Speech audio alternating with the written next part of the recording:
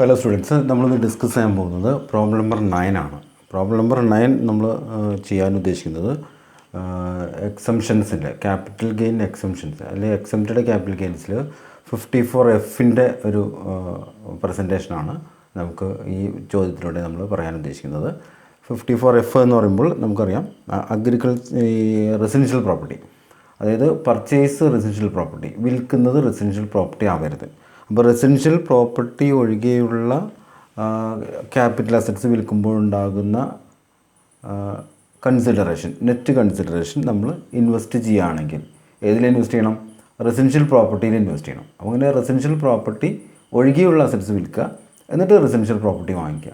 അങ്ങനെ residential property വാങ്ങിക്കുമ്പോൾ section 54F പ്രകാരം നമുക്ക് എക്സംഷൻ കിട്ടുന്നതായിരിക്കും.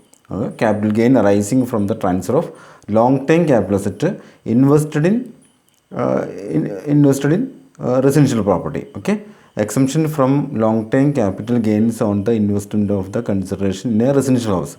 അപ്പോൾ കൺസിഡറേഷൻ വേണം ഇൻവെസ്റ്റ് ചെയ്യാനായിട്ട്. ഏതിൽ ഇൻവെസ്റ്റ് ചെയ്യാനായിട്ട്? ഈ പറഞ്ഞ നമ്മുടെ റെസിഡൻഷ്യൽ പ്രോപ്പർട്ടിയിൽ ഇൻവെസ്റ്റ് ചെയ്യാനായിട്ട്. Okay, Keshav submit the following particulars about the sale of asset during the year 2019-20. Jewellery, land, silver, ഇങ്ങനെ 3 തരത്തിലുള്ള അസറ്റ്സാണ് നമുക്ക് തന്നിരിക്കുന്നത്. അതിൻ്റെ സെല്ലിംഗ് പ്രൈസ് ഉണ്ട് 14 lakh, 36 lakh, 48,000, ദെൻ 10 lakh. ഇതാണ് നമുക്ക് തന്നിരിക്കുന്നത്. സെല്ലിംഗ് എക്സ്പെൻസ് ആദ്യത്തേൽ ഇല്ല, രണ്ടാമത്തേൽ 48,000, മൂന്നാമത്തേൽ ഇല്ല. Cost of acquisition 2,58,000 to 4,52,000, 2 lakh. പിന്നെ ഇയർ ഓഫ് അക്വിസിഷൻ ആണ് നമുക്ക് തന്നിരിക്കുന്നത്. ഓക്കെ, ഇത് നമുക്ക് ഒന്ന് കംപ്ലീറ്റ്. ഇയർ അക്വിസിഷൻ 2007-8 ആണ്, 4-5 ആണ്, 1-2 ആണ്. അപ്പോൾ എന്തായാലും ഒരു 3 വർഷത്തിൽ കൂടുതലായ പ്രോപ്പർട്ടീസാണ്. അപ്പോൾ അതുകൊണ്ട് നമ്മൾ ലോങ് ടൈം ക്യാപിറ്റൽ അസറ്റായിട്ട് നമ്മൾ എടുക്കാം. Then Keshav has purchased A house four ₹40 lakh. ഇതെല്ലാം വിറ്റതിന് ശേഷം 40 ലക്ഷം രൂപയുടെ ഒരു വീട് ആൾ വാങ്ങിക്കുന്നുണ്ട്. അപ്പോൾ ഏതൊക്കെയാണ് വിൽക്കുന്നത്? Jewellery, land, silver. അപ്പോൾ എല്ലാവരും അതർ അസറ്റ്സ് ആണ്. നമ്മൾ ലോങ് ടൈം ആണ്, അതർ അസറ്റാണ്, റെസിഡൻഷ്യൽ പ്രോപ്പർട്ടി അല്ല. വാങ്ങുന്നത് റെസിഡൻഷ്യൽ പ്രോപ്പർട്ടിയാണ്. അപ്പോൾ വിൽക്കുന്നത് റെസിഡൻഷ്യൽ പ്രോപ്പർട്ടി ആവരുത്, വാങ്ങുന്നത് റെസിഡൻഷ്യൽ പ്രോപ്പർട്ടി ആവണം. ഓക്കെ, ഇതാണ് നമുക്ക് തന്നിരിക്കുന്നത്. പിന്നെ അതുകൂടാതെ പറയുന്നത് നമുക്ക് തന്നിരിക്കുന്ന ക്യാപിറ്റൽ അസറ്റ് വിൽക്കുമ്പോൾ ഉണ്ടാകുന്ന ഈ പ്രോപ്പർട്ടി വാങ്ങുന്ന സമയത്ത് നമ്മുടെ പേരിൽ വേറെ പ്രോപ്പർട്ടി ഉണ്ടാകാൻ പാടില്ല. ഓക്കെ, ഇനി ക്യാപിറ്റൽ ഗെയിൻ കംപ്ലീറ്റ് എക്സംഷൻ കിട്ടണമെങ്കിൽ എന്ത് ചെയ്യണം? കംപ്ലീറ്റ് എക്സംഷൻ കിട്ടണമെങ്കിൽ നെറ്റ് കൺസിഡറേഷൻ ഫുള്ളായിട്ട് ഇൻവെസ്റ്റ് ചെയ്യണം. ഓക്കെ, പിന്നെ അതിൻ്റെ നെറ്റ് കൺസിഡറേഷനൊക്കെ തന്നിട്ടുണ്ട്. അല്ല, inflation tax CII, cost inflation tax തന്നിട്ട് 2001 to 100, 4, 5, 13, 113, ദെൻ 7, 8, 129, 19, 20, 289. നമുക്ക് അതിൻ്റെ ആൻസറിലേക്ക് കിടക്കാം. 2 കോളങ്ങൾ വരച്ചിട്ട് നമ്മൾ ആദ്യത്തെ കാൽക്കുലേഷനൊക്കെ നമ്മൾ ഫസ്റ്റ് കോളത്തിലാണെങ്കിൽ ലാസ്റ്റ് കോളത്തിൽ നമുക്ക് അതിൻ്റെ എഴുതാം. ഓക്കെ, ജ്വല്ലറിയുടെ സെല്ലിംഗ് പ്രൈസ് 14 ലക്ഷം നമ്മൾ പറഞ്ഞു, less indexed cost of acquisition. ഇതിൻ്റെ സെല്ലിംഗ് എക്സ്പെൻസ് ഇല്ല അതിന്. അപ്പോൾ അതുകൊണ്ട് നേരെ നമ്മൾ ഇൻഡെക്സ്ഡ് കോസ്റ്റ് ഓഫ് അക്വിസിഷൻ കണ്ടു. 2,58,000 into 289 divided by 129. അപ്പോൾ വിൽക്കുന്ന വർഷത്തെ ഇൻഡെക്സ് നമ്പർ എപ്പോഴും 289 ആണ്. അപ്പോൾ 289 divided by 129, 5,78,000. അത് കുറച്ച് കഴിയുമ്പോൾ കിട്ടുന്ന എമൗണ്ട് 8,22,000 ആണ്. അപ്പോൾ ജ്വല്ലറി എന്നുള്ള അസറ്റ്സ് വിൽക്കുമ്പോൾ ഉണ്ടാകുന്ന ക്യാപിറ്റൽ ഗെയിൻ 8,22,000 ആണ്. ആദ്യത്തേൻ്റെ 8 lakh. അപ്പോൾ ഇതിലെ നെറ്റ് കൺസിഡറേഷൻ എന്ന് പറയുന്നത് 14 lakh ആണ്. Okay, then 14 lakh. ലാൻഡാണ് അടുത്തത്. അതിൻ്റെ സെല്ലിംഗ് പ്രൈസ് 36,48,000 ആണ്. ദെൻ സെൽ എക്സ്പെൻസ് 48,000, അത് മൈനസ് ചെയ്യുമ്പോൾ നെറ്റ് കൺസിഡറേഷൻ 36 lakh വരുന്നു. ഓക്കെ, അതിൽ നിന്ന് indexed cost of acquisition 4,52,000 into 289 divided by 113, 113 ആണ് അതിൻ്റെ ഇൻഡെക്സ് CII വരുന്നത്. അപ്പോൾ അത് പ്രോഡക്റ്റ് നമ്മൾ കണ്ടുപിടിച്ച് ചെയ്യുമ്പോൾ 11,56,000 ആണ് ഇൻഡെക്സ്ഡ് കോസ്റ്റ് ഓഫ് അക്വിസിഷൻ വരുന്നത്. ഓക്കെ, 36 lakh നിന്നും 11,56,000 മൈനസ് ചെയ്യുമ്പോൾ 24,44,000 വരും ലോങ് ടൈം ക്യാപിറ്റൽ ഗെയിൻ. അപ്പോൾ രണ്ടാമത്തെ അസറ്റായ ലാൻഡിൻ്റെ ലോങ് ടൈം ക്യാപിറ്റൽ ഗെയിൻ വരുന്നത് 24,44,000 ആണ്. ഓക്കെ, അടുത്ത മൂന്നാമത്തെ സിൽവറാണ്. സിൽവറിൻ്റെ സെല്ലിംഗ് പ്രൈസ് എത്ര? 10 lakh ആണ്. അതിന് സെൽ എക്സ്പെൻസ് ഇല്ല. Indexed cost of acquisition 2 lakh into 289 divided by 100.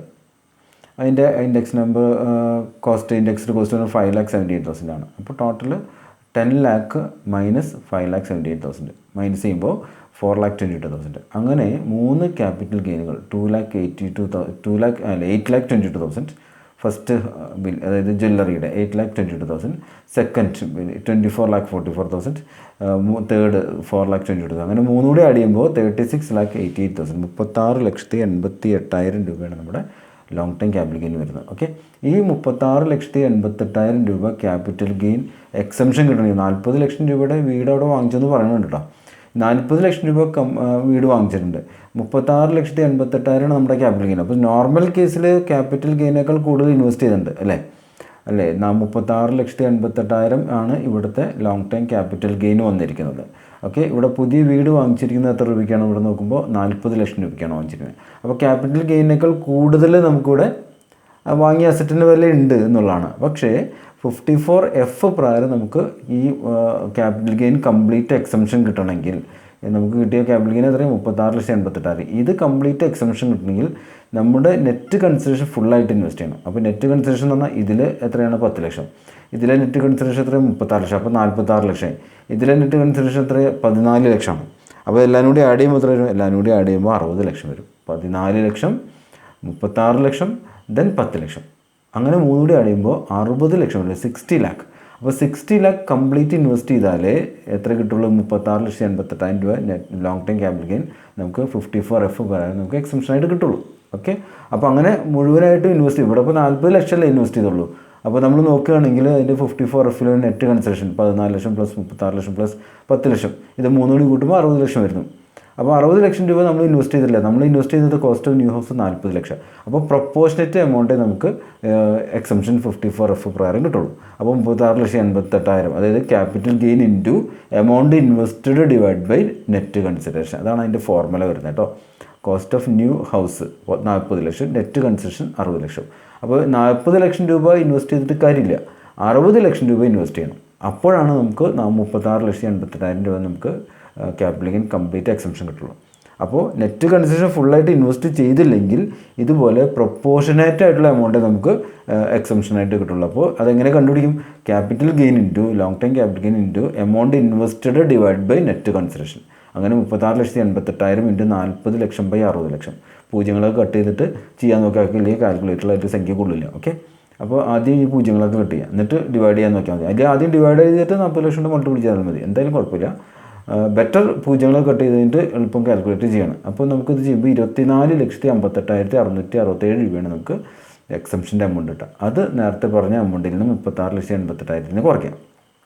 ഈ എമൗണ്ടിൽ നിന്നും ഈ എക്സംപ്റ്റഡ് എമൗണ്ട് കുറയ്ക്കാം. അപ്പോൾ 12,29,333 രൂപ വരും ടാക്സബിൾ ക്യാപിറ്റൽ ഗെയിൻ.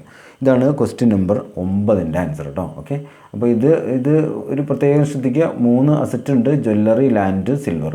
ഇത് മൂന്നും റെസിഡൻഷ്യൽ പ്രോപ്പർട്ടി അല്ല. അപ്പോൾ റെസിഡൻഷ്യൽ പ്രോപ്പർട്ടി ഒഴികെയുള്ള ക്യാപിറ്റൽ അസറ്റ് വിൽക്കുന്നു. അപ്പോൾ ഉണ്ടാകുന്ന ലോങ് ടൈം ക്യാപിറ്റൽ ഗെയിൻ പ്രത്യേകം ശ്രദ്ധിക്കുക. ലോങ് ടൈം ക്യാപിറ്റൽ ഗെയിൻ അത് നമ്മൾ എക്സംഷന് വിധേയമാക്കുന്നു. അങ്ങനെ 54F പ്രകാരം എക്സംഷൻ കിട്ടണമെങ്കിൽ നമ്മൾ റെസിഡൻഷ്യൽ പ്രോപ്പർട്ടി വാങ്ങണം. റെസിഡൻഷ്യൽ പ്രോപ്പർട്ടി വാങ്ങിയിട്ടുണ്ട്, 40 ലക്ഷം രൂപയ്ക്ക് വാങ്ങിയിട്ടുണ്ട്. അപ്പോൾ നോർമൽ കേസിൽ 36,88,000, ഇതിനേക്കാൾ കൂടുതൽ എമൗണ്ട് നമ്മൾ പുതിയ വീടിന് ഉപയോഗിച്ചു. പക്ഷേ 54F പ്രകാരം 36,88,000 കംപ്ലീറ്റ് എക്സംഷൻ കിട്ടണമെങ്കിൽ ഈ 3 പ്രോപ്പർട്ടിയുടെ നെറ്റ് കൺസിഡറേഷൻ കംപ്ലീറ്റ് ഇൻവെസ്റ്റ് ചെയ്യണം. നെറ്റ് കൺസിഡറേഷൻ നമ്മൾ കൂട്ടി നോക്കിയപ്പോൾ 60 ലക്ഷം വരുന്നുണ്ട് അല്ലേ.